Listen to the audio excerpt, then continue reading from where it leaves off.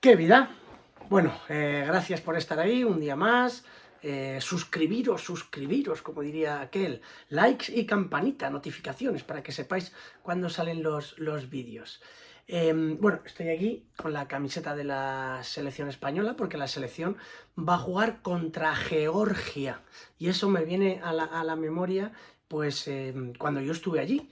Y no sé si recordáis, los que no recordéis os lo recuerdo, como un conflicto bélico en una parte de Georgia que se llama Osetia del Sur, conflicto bélico de repúblicas prorrusas, incluso los rusos, contra Georgia, con fallecidos, un conflicto, ahora es una guerra olvidada, pero yo la tengo presente, porque yo digo que ya estuve allí y pude hablar con gente que la había sufrido, y yo creo que la mayoría seguramente la recordéis.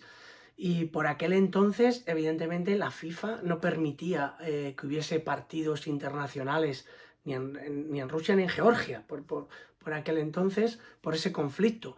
Y se da la casualidad, esto surgió en el 2008, en agosto del 2008 surge el conflicto este de Osetia del Sur, y en septiembre se enfrentaban, qué casualidad, se enfrentaban las selecciones sub-21 de Georgia contra las de Rusia, o sea, Rusia-Georgia sub-21, os digo, y claro, la FIFA dijo, ¿dónde jugamos? Y no podían ni en Georgia ni en Rusia, y dijeron, pues, país neutral, y fueron a Bielorrusia, ahí jugaron los chavales de las dos selecciones, y entonces recuerdo que yo estuve con el embajador de Georgia en España, que no estaba muy contento por la elección de que fuese Bielorrusia. Es una pena que sale este partido en Bielorrusia. Eligen un campo neutral.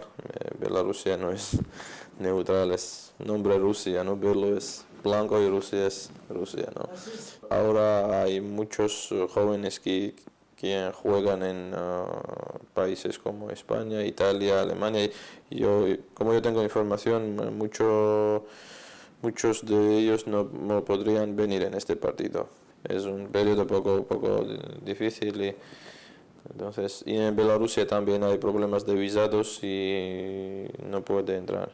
Era primero provocación de parte de estos separatistas y después entran rusos inmediatamente dentro de, no lo sé, 10 horas, 12 horas, que es imposible hacer eso sin planear. Nosotros no queremos pagar con nadie, ¿no? Pelear con nadie. Nosotros queremos paz y nada más, ¿no? En fútbol, en concierto, en calle. Si no salen rusos, sabes, en FIFA hay riesgo que van a cancelar y otra vez ellos tienen de salir dentro de una semana y el 1 de octubre tendría de salir todos los soldados rusos desde el territorio georgiano. Afortunadamente, meses después las cosas se calmaron y ya todo volvía a su cauce, y la FIFA ya permitió que se jugaran partidos internacionales en Georgia, ¿no? Y cuando esto ocurrió, el primer partido de selección de Georgia allí, pues me fui, viajé hasta la capital, que se llama, bueno, diferente, Tbilisi, o sea, es ahí, ¿no? La capital, que por cierto es muy bonito, se notaba todavía, pues, edificios antiguos, todavía por reformar. Ahora, evidentemente, la selección se va a encontrar otra Georgia diferente y otra Tiflis o Tbilisi muy diferente, mucho más moderno.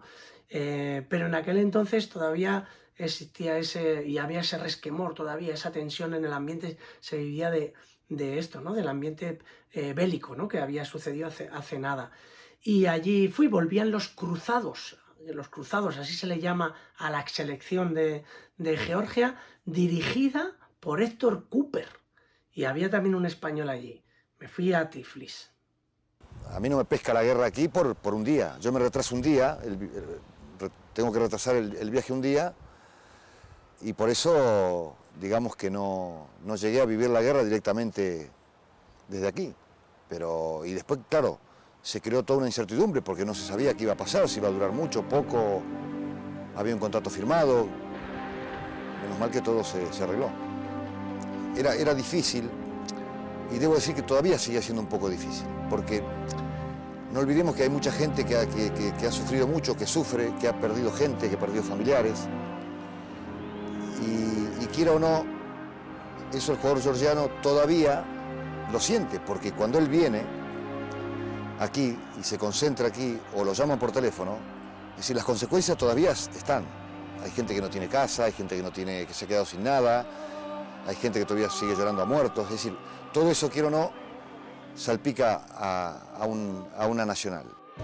Con Cooper ha venido un preparador físico español, Ángel Puebla, que trabajó entre otros con Del Bosque Benítez y Quique Flores. Para mí es un orgullo trabajar con un entrenador del prestigio de Héctor Cooper.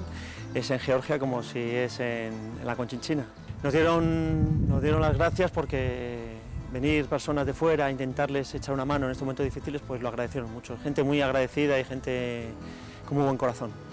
Las condiciones son peores, pero ellos se adaptan y ponen todo de su parte para sacar esto adelante. Nadie se queja y nadie llora por lo que no hay, sino que al contrario, toda la energía para conseguir el objetivo, que es mejorar esta selección.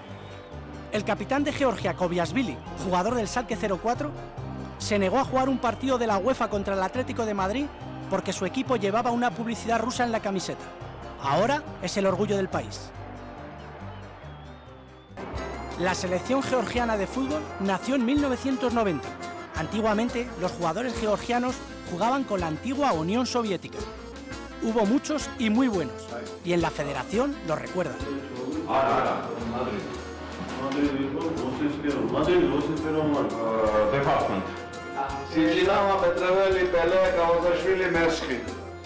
Está claro que aquí les gusta mucho el fútbol español. Las paredes de la federación así lo dicen.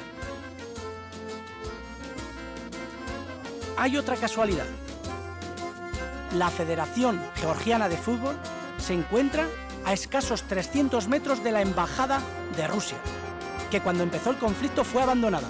Ahora ni hay banderas y el emblema del escudo está tapado. No les hacen ninguna gracia a esta cercanía.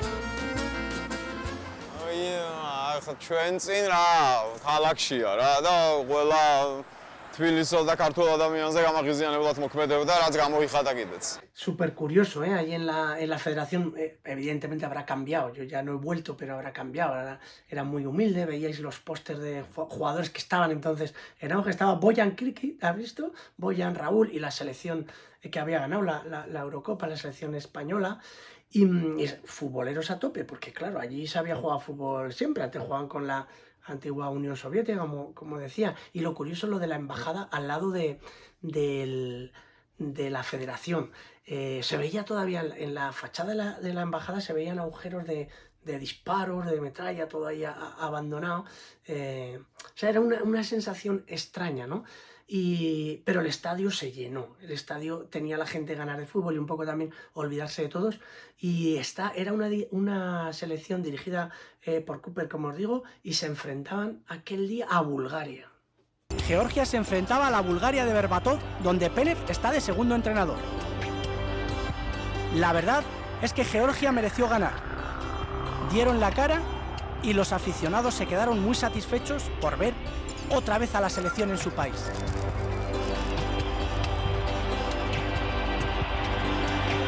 Creo que en futuro también creemos nuestra selección más fuerte y un día ganamos a Rusia.